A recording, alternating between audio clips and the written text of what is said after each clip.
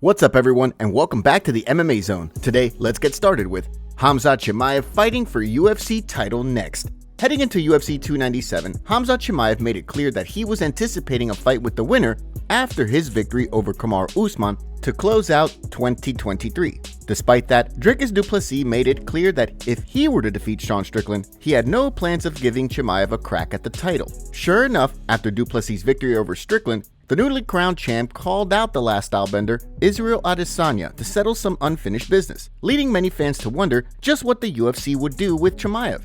During a recent video for his YouTube channel, streaking middleweight Bo Nickel weighed in on Chimaev's next fight. They've been talking about giving Khamzat the title, but Khamzat's been hurt, he's been sick, he's messed up in the hospital, broke his hand, all this crazy stuff. And so I don't know.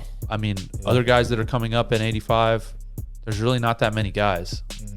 I don't even know who's like really getting up there that could fight for the belt. Yeah.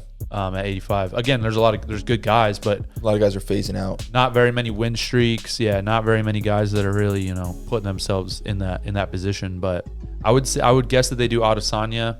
Dude, they're gonna give Khamzat the title shot for sure at some point. I don't think that he's gonna have to fight again until he gets the title shot.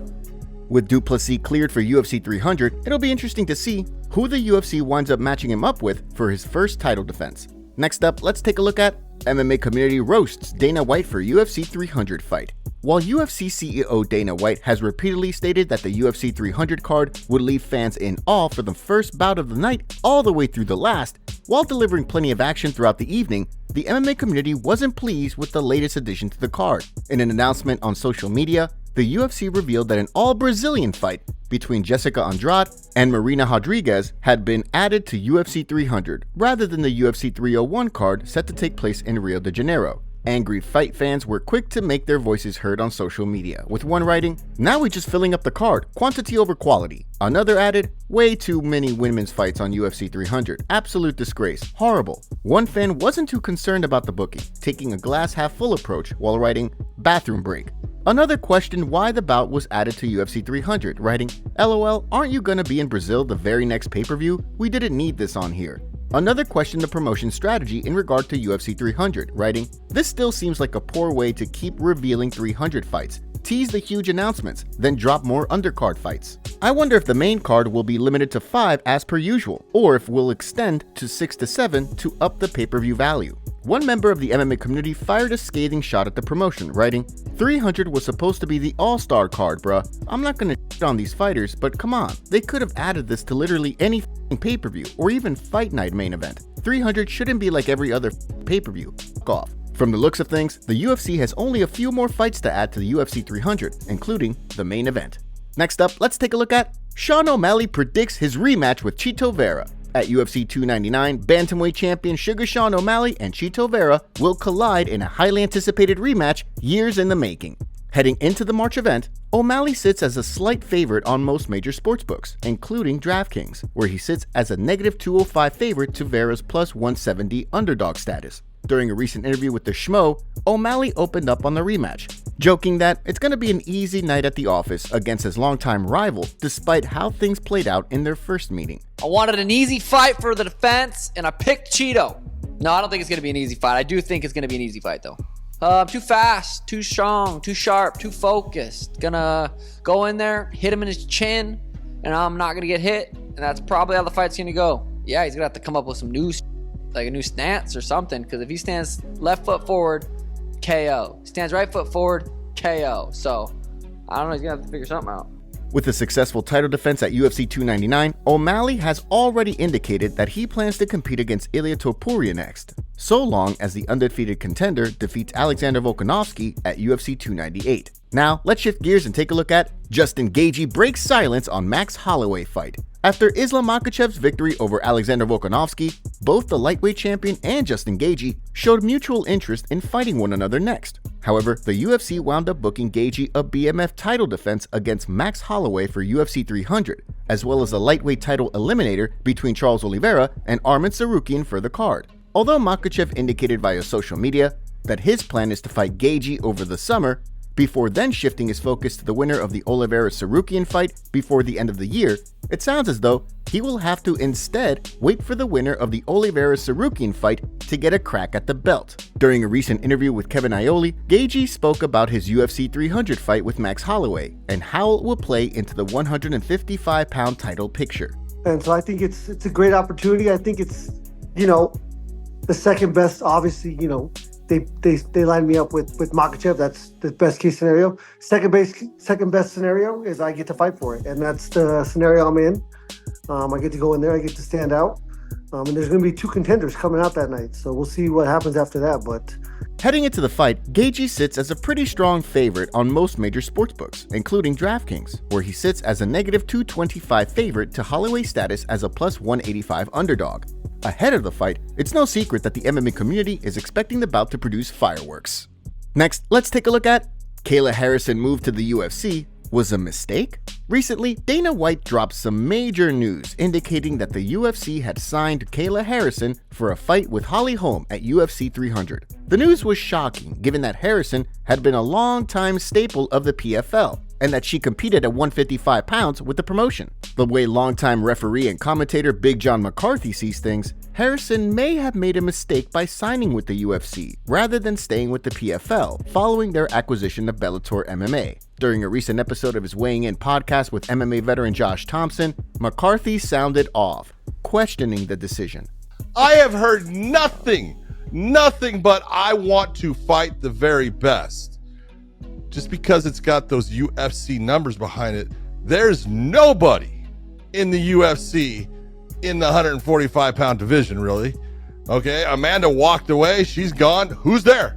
Who's in the 145-pound division? And that's Kayla's light division because she's a 155er. She can go down to 145. While it may sound like Harrison left a fight with Chris Cyborg on the table, the women's MMA legend has also indicated that she is interested in returning to the UFC, meaning the fight could wind up happening anyway. Next, let's take a look at Henry Cejudo breaks silence on Merab Dvalishvili fight. The upcoming fight between Merab Dvalishvili and Henry Cejudo at UFC 298 is expected to determine the bantamweight #1 contender prior to the UFC 299 meeting between Sean O'Malley and Chito Vera. With the fight expected to be a fierce back and forth between two of the best grapplers in the division, the MMA community has continued to anxiously await the bout. Leading up to the February 17th contest, Cejudo spoke in an appearance on the HJR Experiment to share his thoughts on the high-stakes affair. Like, all right, man, I want to test myself. I like the matchup. It has been 3 years, but it was, also the financial compensation. I mean, there's nothing easier, to make money than the fight game.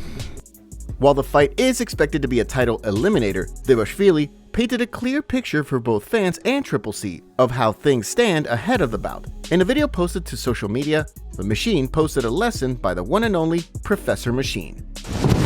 I'm back with breaking news, everybody. So we know the champ Sean O'Malley called out #6 guy Chito to avenge his loss. Of course, Chito Vera will beat skinny guy again and he will become UFC new champ. Already, Chito Vera called out #4 Corey Sanhagan to avenge his loss.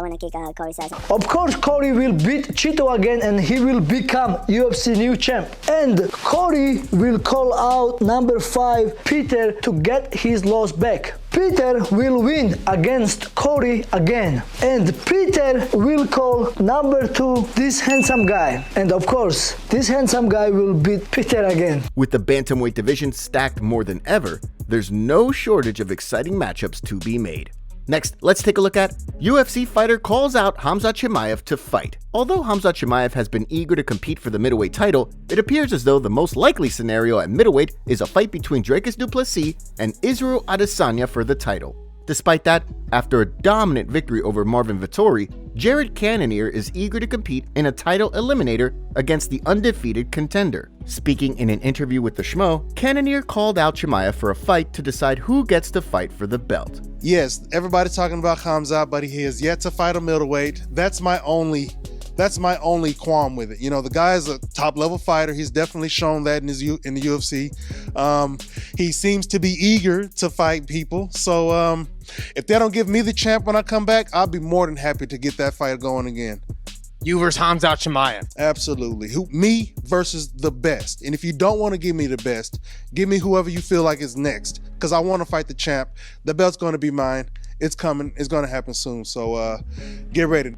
So far, it's unclear when Cannonier will return to the octagon after suffering an injury late last year. Fortunately, however, with the former title challenger cleared to return to action, he's indicated that he would like to fight at UFC 300, whether it's for a title or not. The MMA community roasts Jon Anik after he apologized for his comment a few days ago. He said that MMA fans were the lowest denominators and he was contemplating leaving the UFC over it. Today, he came out on social media and sent in an apology and claimed he was in a heightened state of emotions. Here's what Anik had to say. Last week on my podcast, I was in a heightened emotional state following myriad allegations of bias in UFC 297. And I made some regrettable comments relating to the MMA fan base. While I was surprised at the extent to which my comments were repurposed and sensationalized, I need to be more responsible in an open microphone. So much work goes into the execution of just one UFC pay-per-view, so it can be tough when my integrity on broadcast is called into question. That doesn't excuse my retort. I'm just a fiery, passionate, flawed, empathetic guy. And sometimes my emotions lead the dance. To those MMA fans whom I've offended, I am sorry. That was not my intention. For 12 years, I've prided myself on being accessible to the fan base, and that will continue. I've learned a lot over the last 48 hours. On to Anaheim. The MMA community had this to say to Jon Anik. Sean Strickland said, "What I'd say to Jon Anik calling MMA fans the lowest common denominator. These people are way you have a paycheck and you make way more than most. Maybe the NFL is a better choice for you than MMA. Also, you guys are a bunch of savage c***s. I'm here for it." Dude thought he was gonna be able to quell a mob by being snarky with them. LMAO, that energy didn't last long. If he thinks we are the lowest common denominator, then Anik, we don't need you. Go do woke NFL, that's what he really wants. Pansy. Guess he didn't get the football gig. Pathetically emotional Anik. Top comments. I love how Sean O'Malley is terrified of Volk and no one says anything. O'Malley should worry about what happens at bantamweight. There's a mess of fights for Sean there. He's yet to even defend his belt yet. Being that O'Malley hasn't even defended his title and is already talking about moving up and going for double champ status, if he's allowed to move up, if he loses, he should also lose his bantamweight belt as well. Hunt, I don't care if he's on roids. I'm gonna beat him. Hunt years later. I'm gonna sue him for being on roids. For real though, if fighters actually got paid decent money, he wouldn't have to go so low to sue in my opinion. Make sure to leave a comment and you might get featured in our next video. Thanks for watching. If you enjoyed, make sure to subscribe and turn on notifications to never miss any MMA news. Check out our video from yesterday if you missed it. See you tomorrow.